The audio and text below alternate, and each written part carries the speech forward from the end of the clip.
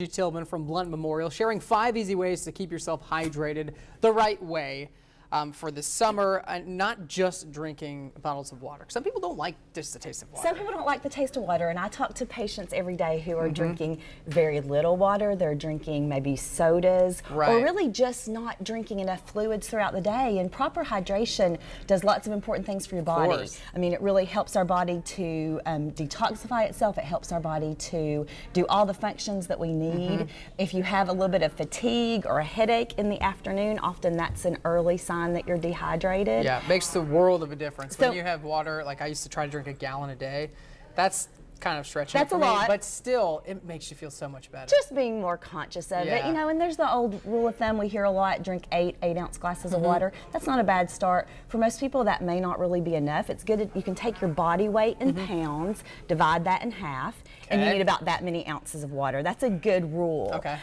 So I've got 5 tips. One of the first things we can do is I like to just keep a glass of water by my bed, and first thing in the morning when you get up, just try to drink a full glass of water. Our body's really doing a lot of, it's active while we're sleeping, and there's a lot of processes going on, and a glass of water in the morning can be a good way to help you just get started on that daily goal. I've watered at night, almost every night, a full glass, and I chug it down. I love it. Good. So 1 for 1. Okay. Second is to keep a bottle with you throughout the day. So it could be a bottle, it could be a glass. Just carry it with you. If you have it, I know for me, if I have a bottle at my desk, I'm more likely to drink it. If I forget about it, I may not think about drinking water for a few hours. You have no excuse not to drink water. With bottles, you can have it wherever you are. Have it right with you. Third thing is, if you drink a lot of caffeinated beverages, try to drink a full glass of water for each coffee you drink. So drink 1 full coffee and then say, I've got to have another glass of water. Why do you recommend doing that? We do see a little bit of diuretic from the caffeine in coffee. It causes your body to lose a little bit of water. It's not terribly, you know, it's not a huge impact, but a little bit of the diuretic effect from caffeine, it's great to just replace it with a full glass of water. Okay, very smart. Now for the presentation you've set up here. So I think sometimes we need ways just to make it not seem so boring. So these are some fruit and herb infused waters, and you can really use anything you have on hand. I've got like this is a blackberry lime with a little bit of lavender.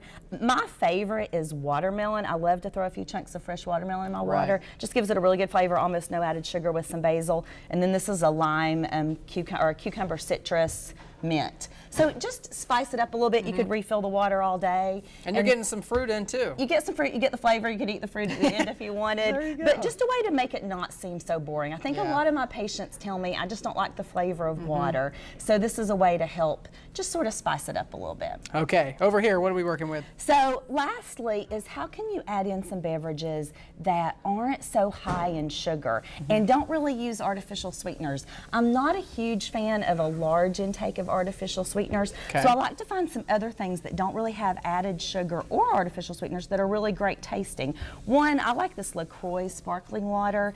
It comes in all different flavors, so if you want the bubbles, if you want a carbonated drink, this is coconut, but it comes in mango, lime, lemon, everything. So that's a good option, no added sugar, no sweetener.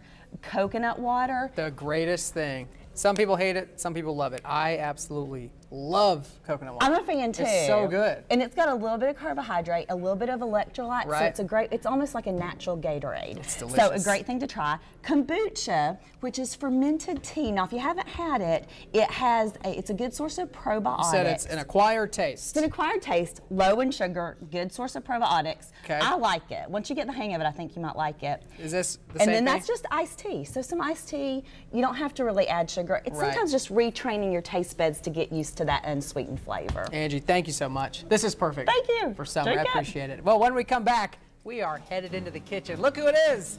Smita Baroli here to make delicious chicken kebab perfect for your next cookout. Oh, look who it is. It's Mike Witcher. We'll be right back.